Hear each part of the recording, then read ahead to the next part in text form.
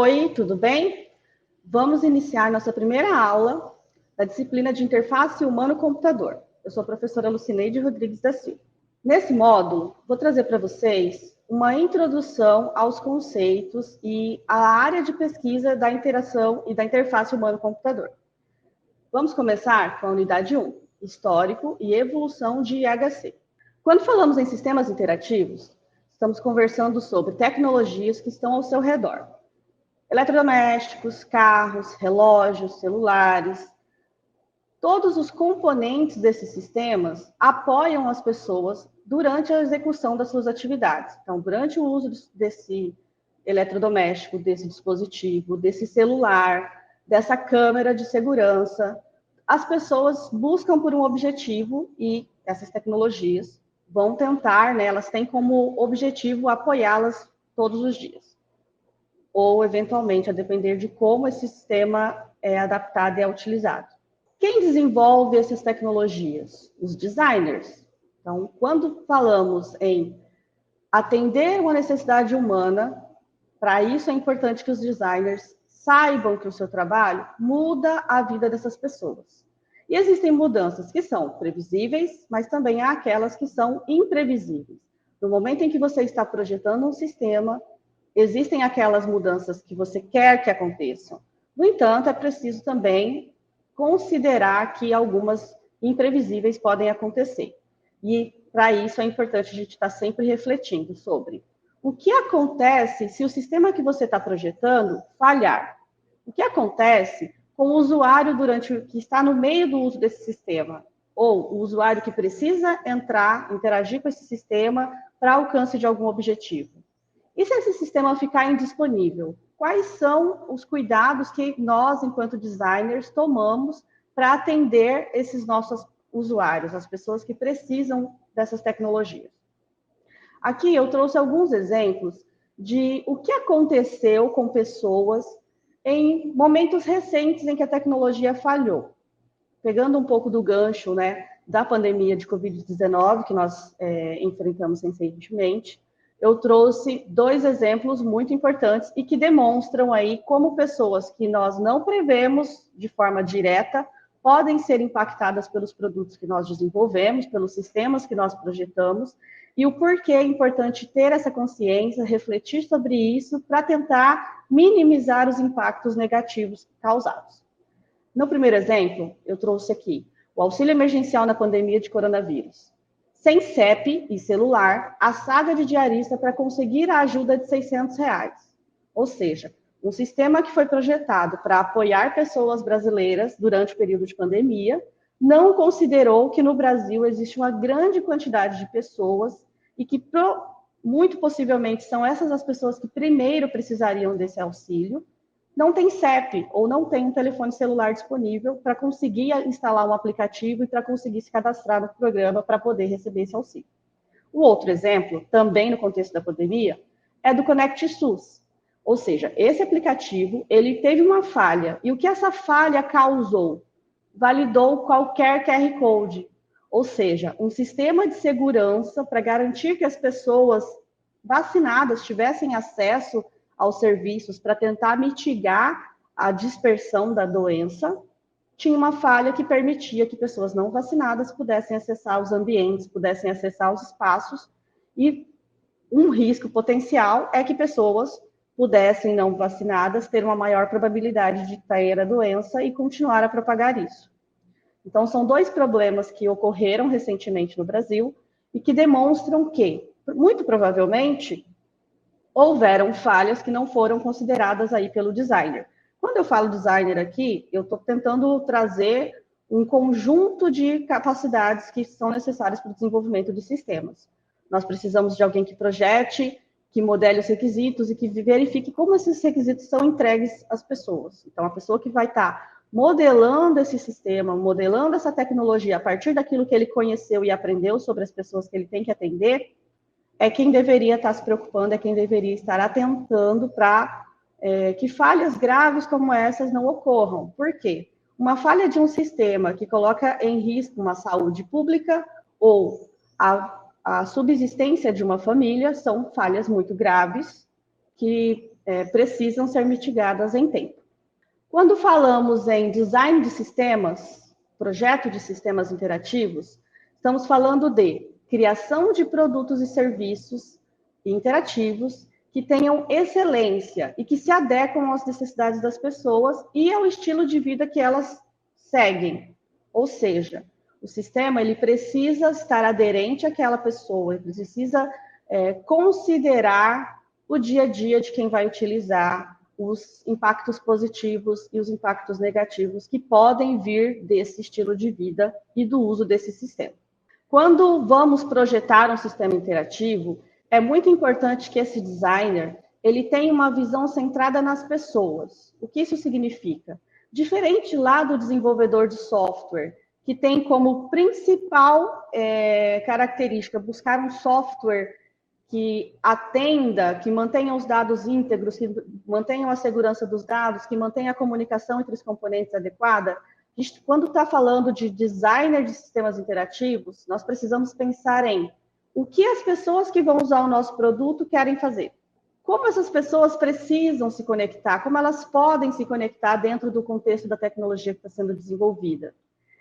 O que as pessoas podem trazer para o nosso projeto de design a partir daquilo que elas, da vivência delas. Então, é muito importante, quando possível, envolver essas pessoas dentro do seu projeto, para que elas tragam também experiências, conhecimentos práticos que, possivelmente, quem está somente projetando e não vivencia aquilo, pode deixar passar e pode não atender. E também projetar para a diversidade. Quando falamos em diversidade de pessoas, tenta refletir aí ao seu redor. Quantas diferentes necessidades têm as pessoas ao seu entorno? Temos pessoas com necessidades específicas para leitura, para visão, para compreensão de coisas, para mobilidade.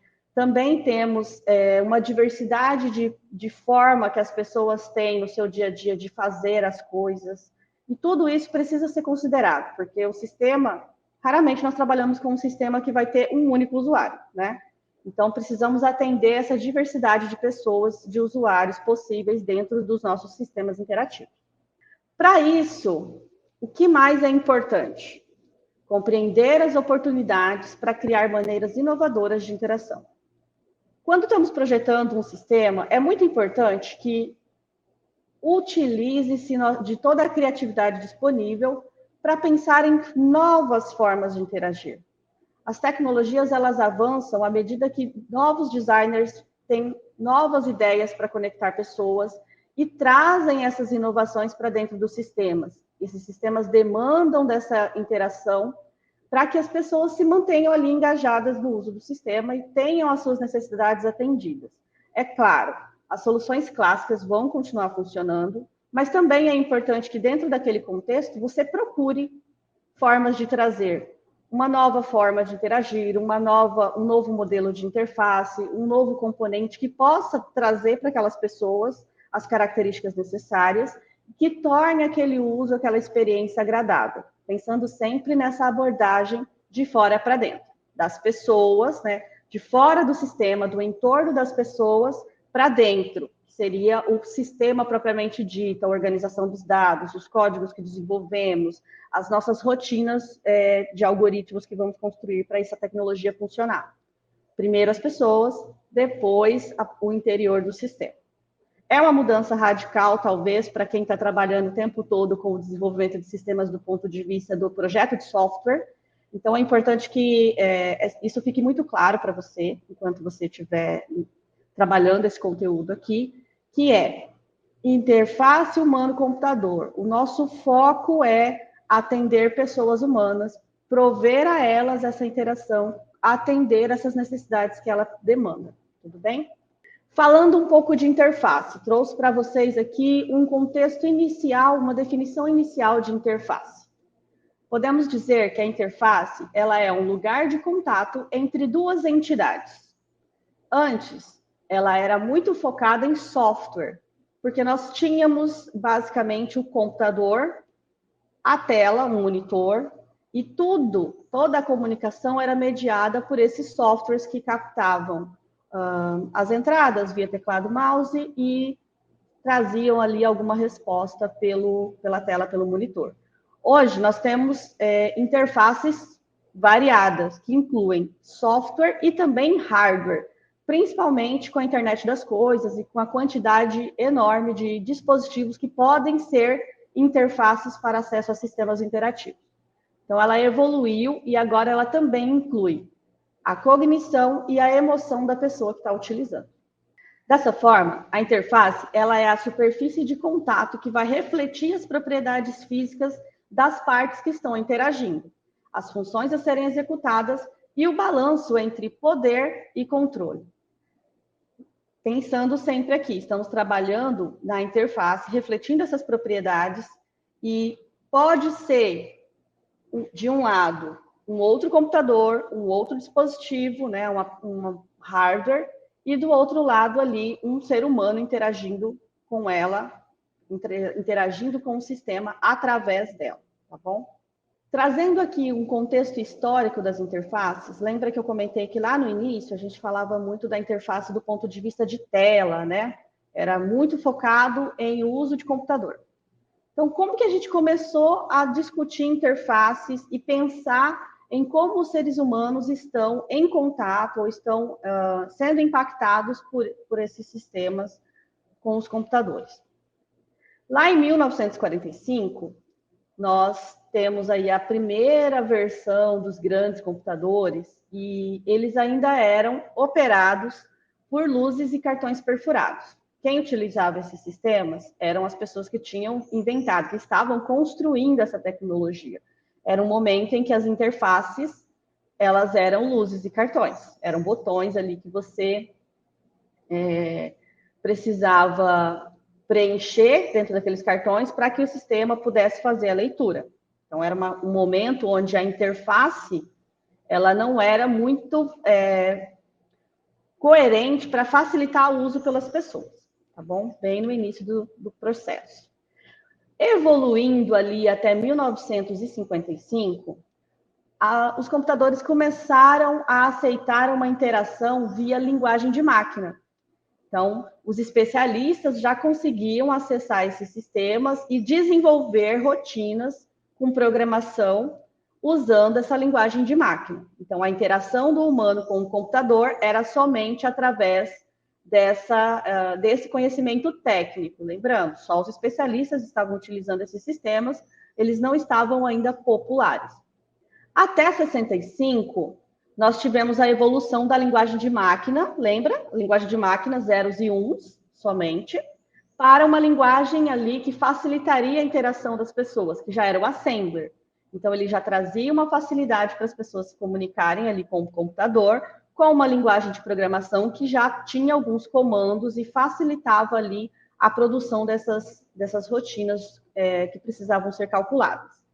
Também a interação ela acontecia principalmente por profissionais da computação que estavam ali interagindo com aqueles computadores. Quando consideramos ali de 65 a 80, tivemos um grande avanço no quesito interface, que são os nossos primeiros computadores com telas ali, aquele bom e velho modo BAT, né, que é uma linha de comando, pessoas que não eram somente aqueles especialistas, né? Outras pessoas, aumentou o número de usuários para esses computadores e começamos a ter algum grau de interface gráfica, digamos assim. Já tínhamos ali menus e formulários que poderiam ser preenchidos para automatizar fichas, automatizar cálculos que deveriam ser feitos pelo computador. Então, é um momento onde temos linguagens de alto nível que permitem que essas pessoas utilizem esses sistemas, claro, ainda com aquela telinha preta ali, talvez não muito agradável para as pessoas que estão utilizando, mas já era uma evolução se saímos, né, da linguagem de comando. Aqui facilitou um pouco mais para as pessoas conseguirem utilizar e interagir com os sistemas. Entre 80 e 95, nós tivemos uma grande popularização dos computadores. Todo tipo de profissional que precisava de um computador poderia acessá-lo, porque ele já era, inclusive, possível levar ele de um lado para o outro. Muito diferente de quando ele surgiu lá, né, na época de por volta de 45 a 55. Não dava para carregar um computador naquele tempo, porque era muito grande.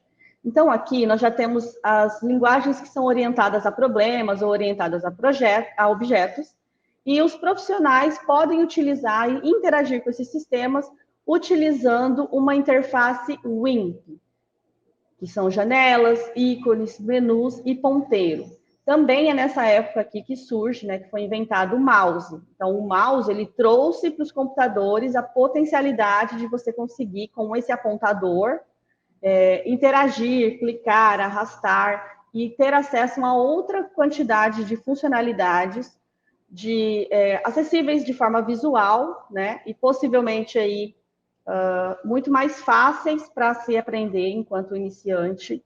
Por isso que começamos a ter aí muitos curiosos aprendendo a usar tecnologia, usando os computadores para as diversidades aí de atividades no dia a dia. De 95 para cá, nós já temos o uso de linguagens não interativas. Todas as pessoas podem utilizar os sistemas. E a interface, ela não depende apenas de comandos.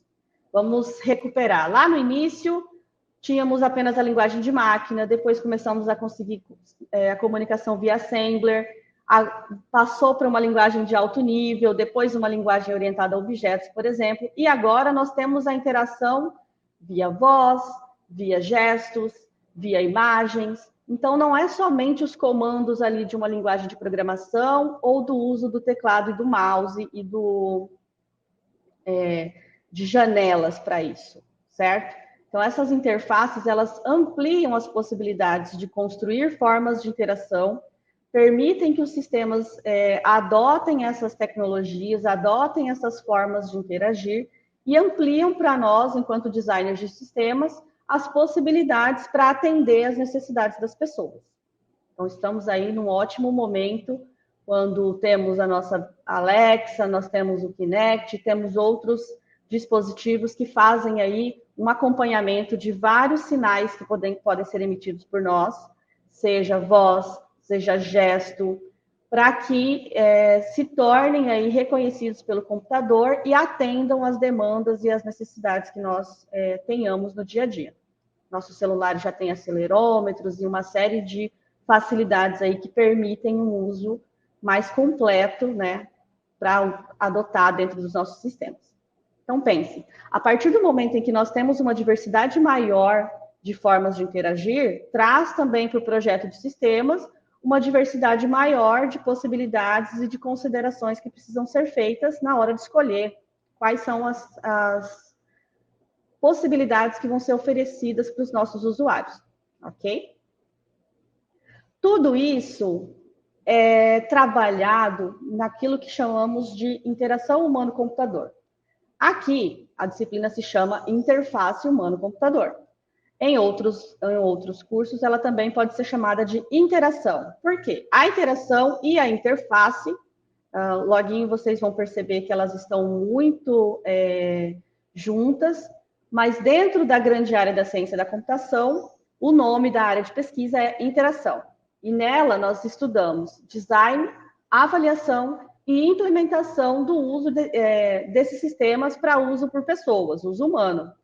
Dentro desse uso humano, também estudamos os fenômenos que acontecem enquanto estão sendo utilizados. Ela surgiu ali por volta de 1980, que também é quando nós começamos a ter interfaces visuais, começamos a ter lá ícones, janelas, menus, possibilidades maiores de interação e também começou a se observar o impacto que o uso desses sistemas trazia para o dia a dia dos trabalhadores ali, das pessoas que utilizam esses sistemas para as mais diversas finalidades. O que nós estudamos quando queremos falar que, vou estudar IHC? Primeiro, estudamos a natureza da interação. O que acontece enquanto as pessoas estão utilizando os nossos sistemas? Você já parou para observar quais são as dificuldades que essas pessoas enfrentam? Que problemas acontecem ali no dia a dia? Será que dentro daquela comunicação daquela pessoa com o seu sistema existe algum tipo de confusão, algum mal-entendido? Algum comando não foi compreendido? O que causou, né, essa incompreensão? são fenômenos que são estudados dentro da IHC.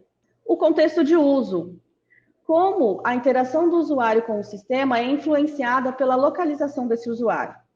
Bom, se a pessoa usuária do meu sistema trabalha sentada numa mesa com um computador, ela tem uma necessidade. Agora, e se ela trabalha, por exemplo, na entrada de um shopping e ela precisa quantificar as pessoas que estão entrando ali? Quais são as necessidades que ela tem que são diferentes? Uma coisa é você trabalhar sozinho, outra coisa é você precisar utilizar aquele sistema para outras pessoas, certo?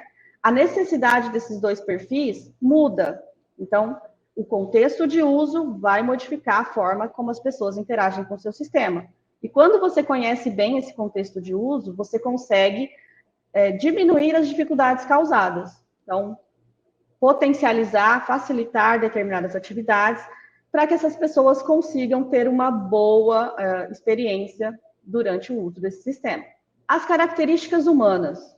As pessoas são nosso foco de atenção quando estamos projetando um sistema do ponto de vista da IHC. Então, quais são as capacidades ou as limitações que essas pessoas apresentam que podem impactar no uso do meu sistema, no uso do sistema que você está projetando?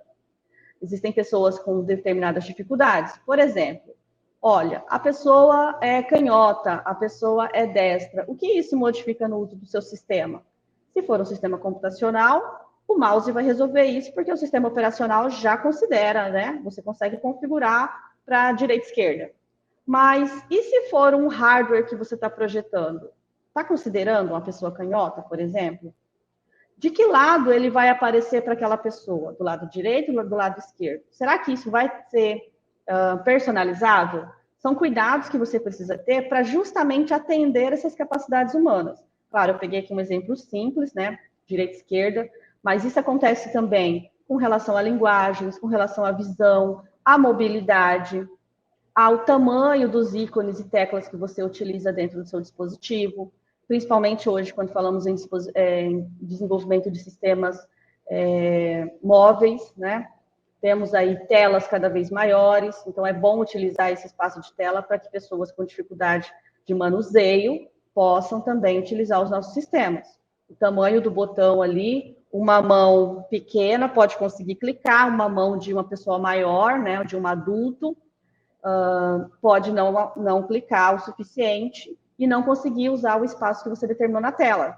Esses são exemplos de características humanas que impactam diretamente a forma como você vai projetar a sua interface, tá bom? Outra coisa que nós também avaliamos, estudamos, a arquitetura dos sistemas computacionais.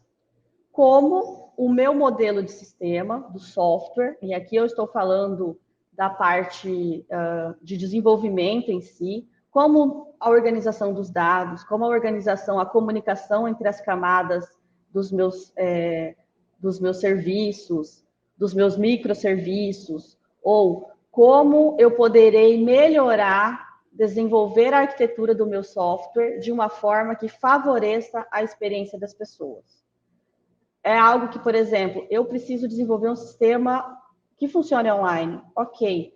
Que arquitetura de sistemas eu posso desenvolver para que quando aquela pessoa não está com conexão, não tem acesso à internet, ela possa ter uma experiência menos desgastante, né? Então, existem aí formas de organizar esses sistemas para que as pessoas tenham uma experiência melhor. E aqui também nos debruçamos sobre essas questões para tentar prover aí novas formas e melhores formas de desenvolver sistemas computacionais. O processo de desenvolvimento. Aqui a gente está falando de código.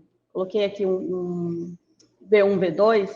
Como os nossos códigos estão sendo mantidos, estão produzindo sistemas de qualidade, porque a gente fala da qualidade do ponto de vista da pessoa usuária, que vai interagir com os sistemas, e se um sistema não atende, não tem a sua implementação adequada, tem muitos erros, isso vai atrapalhar, sim, a interação dessas pessoas com os nossos sistemas. Então, não é só pensar em uma tela bonita, mas também pensar em um sistema de qualidade, com poucos erros, com um bom acompanhamento ali da sua evolução, do seu código, para que tenhamos ali um sistema de qualidade, ok? Acho que ficou claro para vocês uma coisa muito importante. Para pensar em design de sistemas, para pensar em área de IHC, nós precisamos de uma grande quantidade de conhecimentos. E daí vem a multidisciplinaridade de IHC. O que isso significa? Que conhecimentos de diversos outros campos de pesquisa, diversas outras ciências, são utilizadas e são adotadas aqui para que nós possamos projetar os sistemas.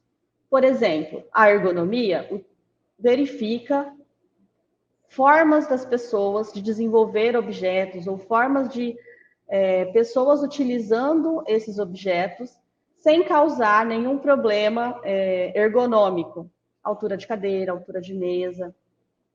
Como que nós trazemos esses conhecimentos para dentro dos nossos sistemas?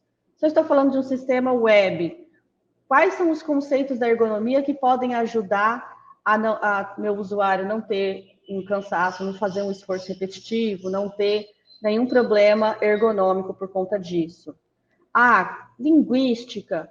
Quais são os termos que eu deveria utilizar aqui no meu sistema? Como eu deveria conversar com o usuário de uma forma que ele compreenda o que eu preciso que seja feito ou compreenda a minha intenção, aquilo que o meu sistema está oferecendo a ele enquanto solução. Psicologia. Como o meu usuário vai lidar com essa situação? Pode ser uma situação de talvez um desconforto por algo não ter sido atendido, ou talvez quando você conhece e sabe que falar daquela forma, entregar determinada recompensa, pode melhorar a experiência do seu usuário e deixá-lo um pouco menos ansioso naquela experiência, naquele momento de uso. O mesmo vai para a sociologia, para a engenharia, para o design, para a ciência da computação. A ciência da computação, possivelmente vocês consigam visualizar de forma muito fácil, né? Traz para nós formas de codificar, formas de organizar dados, formas de desenvolver sistemas que atendam melhor essas pessoas, ok? Temos uma diversidade de disciplinas e essa lista não é extensiva, então novas disciplinas provavelmente estão sendo incluídas aí no rol de conhecimentos que são importantes para quem está desenvolvendo interfaces de interação para pessoas, ok? Muito bem. O que ganhamos em adotar práticas, conhecimentos, técnicas da IHC nos nossos sistemas? Trouxe aqui para vocês uma sequência de benefícios que podem ser considerados aí, que podem ser produtivos e benéficos para vocês, enquanto desenvolvedores, enquanto projetistas, e também para as pessoas que vocês vão atender com esses produtos de software, tá? Aumenta a produtividade dos usuários. Uma interface que acelera o tempo de preenchimento, melhora o tempo de resposta das pessoas, vai também melhorar a produtividade desses usuários. Então, se você está lá numa fábrica e precisa inserir uma quantidade de informações daquilo que está sendo produzido, quais seriam as formas de acelerar esse preenchimento? Talvez uma leitura de QR Code, ao invés de teclado para digitar um código de barras. Então, você consegue desenvolver essas atividades de uma forma mais rápida. Também permite a redução do número e também da gravidade de erros. Quanto melhor você projetou sua interface, quanto melhores as opções que você fornece para o seu usuário, menor também a quantidade de vezes que ele vai errar. E quando ele errar, se você projetou essas possibilidades, ele também vai ter erros menos graves. E com isso, ele vai conseguir se recuperar melhor e continuar a sua atividade sem ali um grande desencontro com o uso do sistema.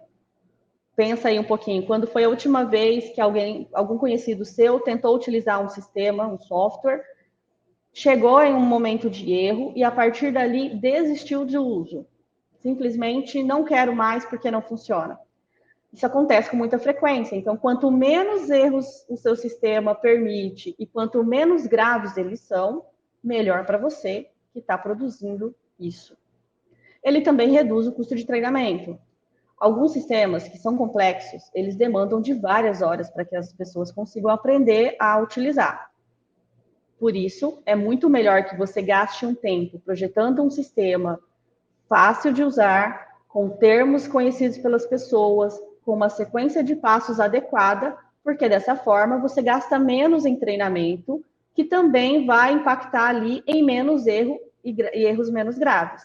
Todas essas características, elas acabam se convergindo em um benefício maior, que é a experiência do usuário, uma boa experiência do usuário. Ela também reduz o custo de suporte técnico, pessoas que erram pouco entram menos em contato com o suporte técnico, então vai também ter uma redução de custo ali com profissionais para resolver esses problemas. E ela também pode aumentar as vendas e a fidelidade dos clientes. Conhecer os seus usuários, saber como eles precisam que as informações sejam apresentadas, entender as necessidades, o local onde ele está usando aquele sistema, vai te ajudar a alcançar esses benefícios, aumentar as suas vendas e ter clientes mais fiéis, porque as pessoas dificilmente vão querer aprender um novo sistema a cada semana. Então, é muito interessante que elas tenham uma boa experiência, porque elas vão se manter ali no uso do seu sistema. Aqui tem as referências que eu gostaria que vocês consultassem para complementar o conteúdo que eu apresentei hoje. Alguns estão na biblioteca virtual, ok? Até mais!